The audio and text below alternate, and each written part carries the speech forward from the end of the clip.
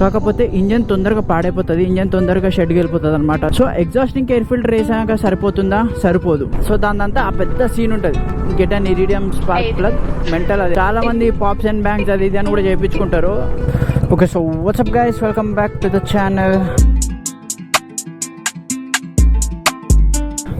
So ఈరోజు topic వచ్చేసి మన బైక్స్ మోడిఫికేషన్స్. పర్ఫార్మెన్స్ మోడ్ చేయాలంటే ఏమేమి చేయొచ్చు, చాలా మంది నాకు ఇన్స్టాగ్రామ్లో అడుగుతున్నారు. So I thought why not to do a video on it. So ఇప్పుడు పర్ఫార్మెన్స్ దాంట్లో it depends on the bike కూడా, ఎలాంటి బైక్, ఏ బ్రాండ్ బైక్ వాడుతున్నాం, దాని ఇంజన్ సీసీ ఏంటి, అది ఇది అని చెప్పేసి. సో అలా చాలా రకాలు ఉంటాయి, సరిగ్గా చూసుకొని మోడ్ చేయాలి. ఇప్పుడు కేటీఎం ఇంజన్స్ ఎగ్జాంపుల్ చెప్తా. కేటీఎం ఇంజన్స్ ఆల్రెడీ చాలా వరకు మ్యాక్స్డ్ అవుట్ ఉంటాయి. సో దాన్ని మీరు ఇంకా ఎక్కువ చేయొచ్చు. ఇప్పుడు నాది 10,500 కి పీక్ కొడుతుంది ఆర్పిఎం, మీరు దాన్ని 12,000 కి చేసుకోవచ్చు. కాకపోతే ఇంజన్ తొందరగా పాడైపోతుంది, ఇంజన్ తొందరగా షెడ్ వెళ్ళిపోతుంది అనమాట. సో మొత్తం ఇంటర్నల్ కాంపోనెంట్స్ అంతా మార్చాల్సింది వస్తుంది మీకు.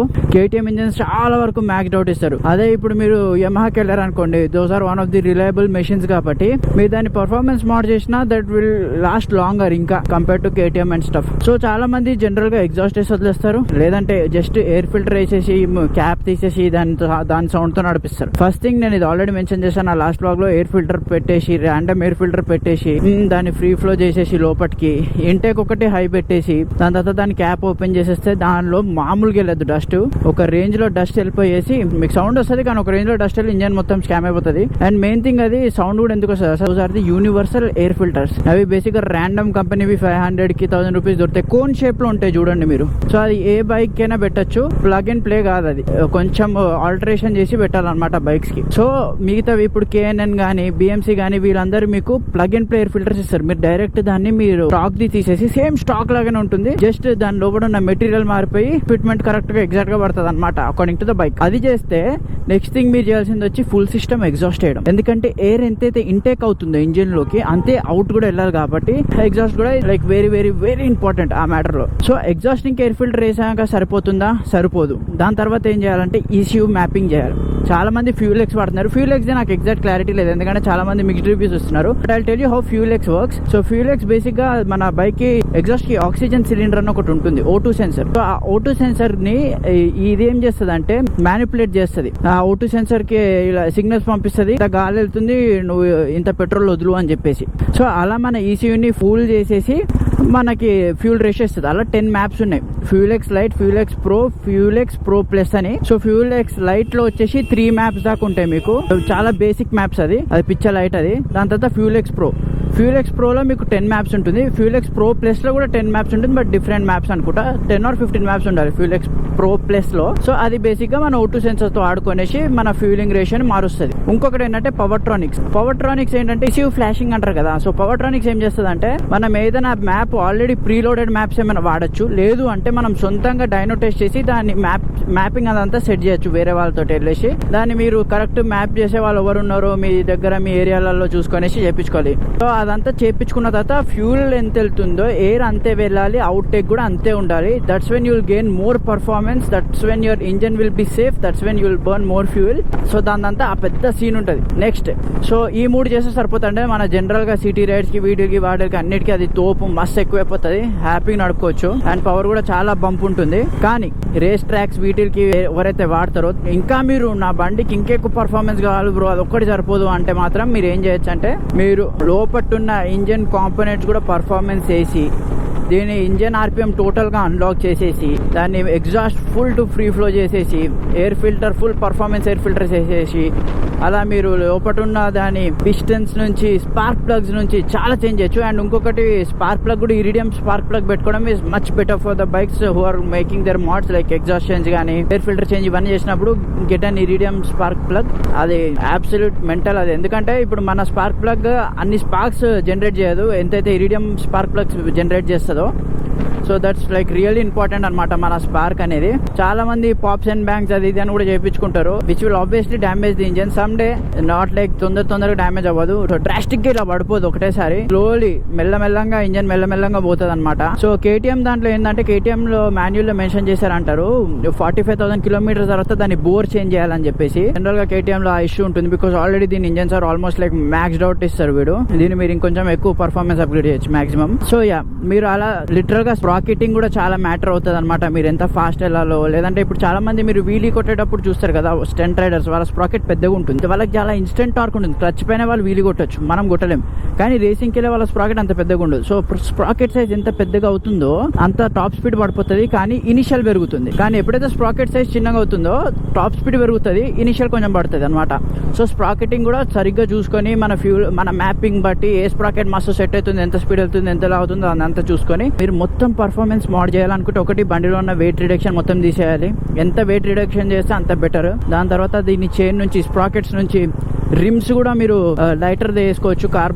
కార్బన్ ఫైబర్ రిమ్స్ కానీ అలా రకరకాల అలాయ్స్ ఉంటాయి కదా, దాన్ని లైటర్ వర్జన్ అలాయ్స్ వేసుకోవచ్చు. బ్రేక్స్ మ్యాటర్కి వద్దాము.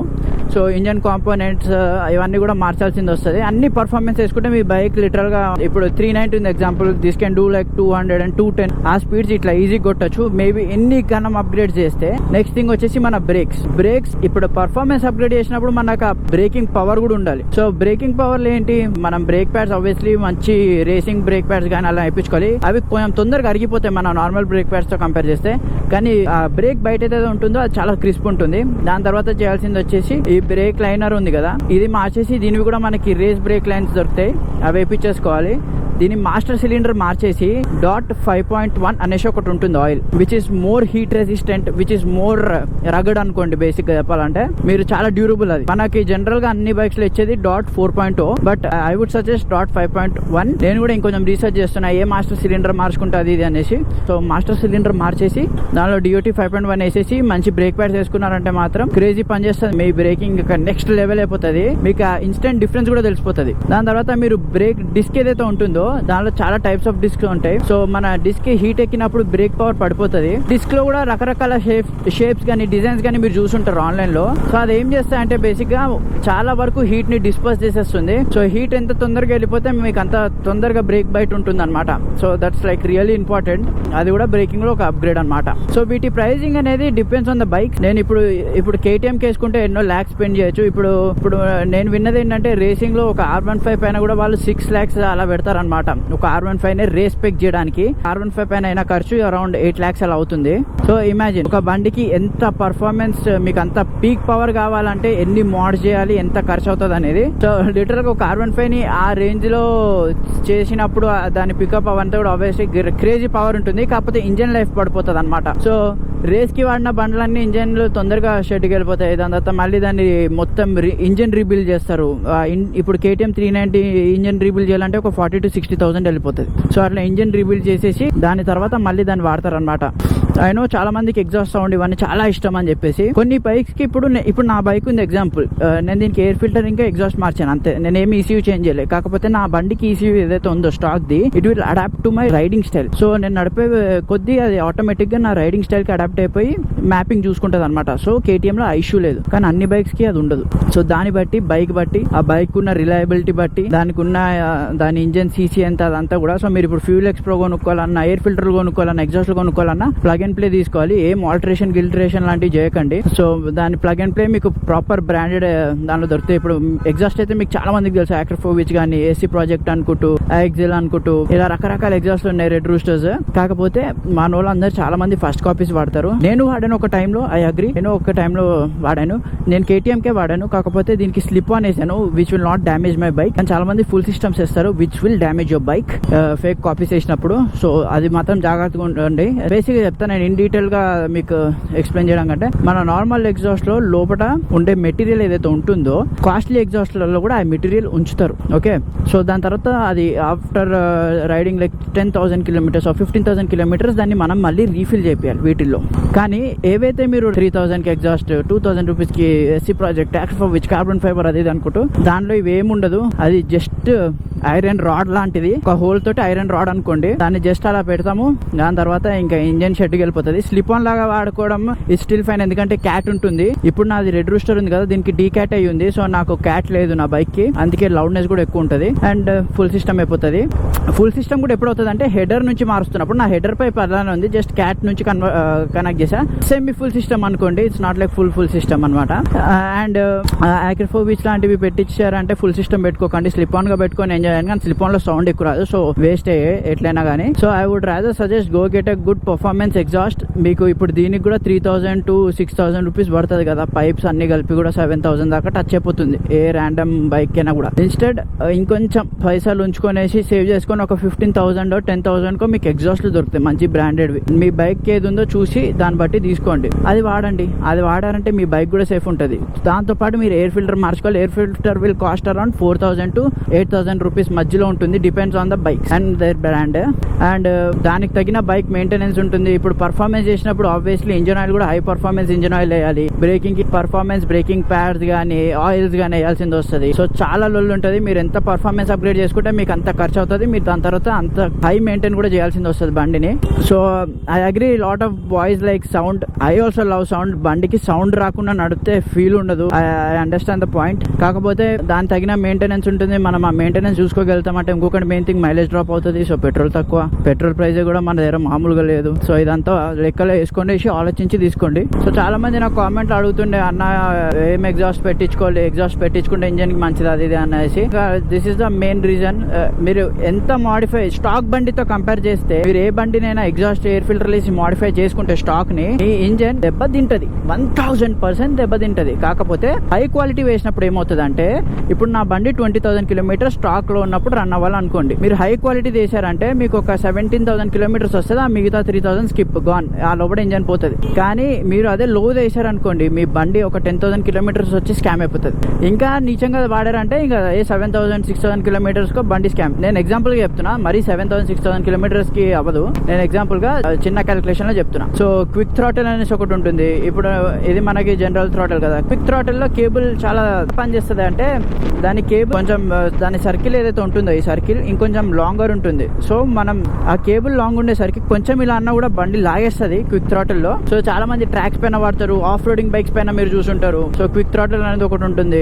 And then comes the racing suspension. మీరు బైక్ పవర్ఫుల్ చేసినప్పుడు ఆబ్వియస్లీ ఏదైనా కార్నర్ చేసినప్పుడు ఏమైనా చేసినప్పుడు మన స్టాక్ సస్పెన్షన్స్ ఎక్కువ కంప్రెస్ అయిపోయి మళ్ళీ పైకి లేస్తాయి, బండి అన్స్టేబుల్ అయిపోయి కింద పడిపోతాం. సో అలాంటి టైంలో ఏం చేయాల్సింది వస్తుంది, రేసింగ్ సస్పెన్షన్స్ వేసుకొని మీ బాడీ వెయిట్, ఎస్పెషల్లీ మీ బాడీ వెయిట్ పట్టి మీరు దాన్ని suspension, compression and rebound set చేసుకోవాలి. So compression is like basic గా తెలిసిందే, కంప్రెస్. రీబాండ్ ఏంటంటే ఎంత తొందరగా పైకి లేస్తుంది అనేసి అది సెట్ చేసుకోవాలన్నమాట. మీ రైడింగ్ స్టైల్, మీ కంఫర్ట్ బట్టి. దాని తర్వాత good tyres. Racing tyres would cost 10,000 pair. 10 to ఇంకా ఎండ్లెస్ 10 to మీరు ఎంతైనా ప్రైస్ పెట్టుకుంటూ ఉండొచ్చు దానికి. ఇప్పుడు టర్న్ తీసుకుందాం, అట్లా వెళ్ళిపోదాం. సో ఎండ్లెస్ పాసిబిలిటీస్ అనమాట ఆ మ్యాటర్ లో. మీ రేడియేటర్ నుంచి వెళ్ళే కూలెంట్ కూడా, దానికి కూడా ఒక పైప్ ఉంటుంది, రేసింగ్ పైప్స్ ఇవన్నీ. సో అంతే వేసుకుంటే ఈజీగా మీరు ఒక ఎగ్జాంపుల్ 150cc బైక్ కి మీరు ఒక 6 lakhs దాకా ఖర్చు చేయాల్సింది వస్తుంది. ఇన్ని కన్నా modifications like total proper 0 to 100 modifications లాగా A to Z అన్ని అయిపోయేటట్టు ఈజీగా అంత ఖర్చు అయిపోతుంది. ఎందుకంటే మన దగ్గర ఇండియాలో పార్ట్స్ కూడా దొరకవు, మనము సోర్స్ చేసుకోవాలి బయట నుంచి. సో అవి ఇంకా ఎక్కువ ట్యాక్స్, GST అన్ని మన తెలిసిందే కదా ఎంత దారుణంగా ఉన్నాయి మన దగ్గర. సో అవన్నీ కలిపాక మీకు లక్షలు ఎగిరిపోతాయి ఇట్లా బండి పర్ఫార్మెన్స్ మోడ్ చేసుకోవాలంటే. సో లాస్ట్ కి what would I suggest city కోసం అంటే, get 1 air filter, 1 exhaust. And మీ బైక్ మీరు ఒకసారి మీ కంపెనీలో మాట్లాడండి. మీ బైక్ కంపెనీలో మీ బైక్ ECU ఆటోమేటిక్ గా మ్యాప్ అవుతుందా మీ రైడింగ్ స్టైల్ అనేసి. అవ్వదు అంటే మాత్రం get your ECU mapped or get a fuel legs. The I would suggest you guys also do more research. నేను మిక్స్డ్ రివ్యూస్ విన్నా. 50% people say it's not working, it's not good, engine పాడవుతుందని. 50% people are saying it's really good, మాకు చాలా helpful ఉంది. నేను ఇప్పటికే 7th కానీ 8th service కూడా అయిపోయింది ఆ బండిది. ఇప్పటి వరకు నాకు ఫ్యూల్ ఎక్స్ ఎప్పుడు ప్రాబ్లమ్ లేదనేసి. సో మీరు కూడా కొంచెం రీసెర్చ్ చేసి తీసుకోండి. ఎందుకంటే నేను కూడా తీసుకుందాం అనుకుంటున్నా. నేను రీసెర్చ్ చేయాలి ఆ మ్యాటర్లో. దానికోసం this is how expensive it is to make your bike A performance bike to gain more BHP and all. And మీరంతా ఆ బైక్ పెట్టడం అంటే go get a super bike. ఇప్పుడు R15 కొని నేను 6 lakhs పెట్టి దాన్ని సూపర్ బైక్ లాగా చేసుకుంటా అంత పవర్ చేస్తా అంటే, మీరు సూపర్ బైక్ లో వచ్చే అంత పవర్ అయితే రాదు. మీకు సెకండ్ హ్యాండ్ లో ఒక సూపర్ బైక్ దొరికేస్తుంది, అంత పవర్ ఇది అస్సలు జనరేట్ చేయదు. బట్ ఎందుకు పెడుతున్నారు జనాలు అంటే, మెయిన్ థింగ్ ట్రాక్ లో ఇప్పుడు 160cc దాకా 100 to 160cc. సో వాళ్ళకేంటి pro stock category. So pro stock కేటగిరీలో మీరు ఎన్నైనా మోడ్ చేసుకోవచ్చు. కాకపోతే పార్ట్స్ అన్ని ఇండియా వే ఉండాలి. సో ఆబ్వియస్లీ మీరు ఎంత ఖర్చు పెట్టి ఎంత పర్ఫార్మెన్స్ మోడ్ చేస్తే మీకు రేస్ లో అంత బెనిఫిట్ ఉంటుంది, మీ టీం గెలుస్తుంది. సో వాళ్ళు స్పెండ్ చేయడంలో ఒక పాయింట్ ఉంది, they are racing for nationals and stuff. But మనం జనరల్ గా సిటీలో నడుపుకోవడానికి అంతంత డబ్బులు పెట్టడం is pointless. Get your exhaust, air filter and ECU map. బండి సెట్ అయిపోతుంది. మీరు నడిపే అన్ని రోజులు చాలా బాగా నడుస్తుంది. సో ప్రాబ్లం ఉండదు.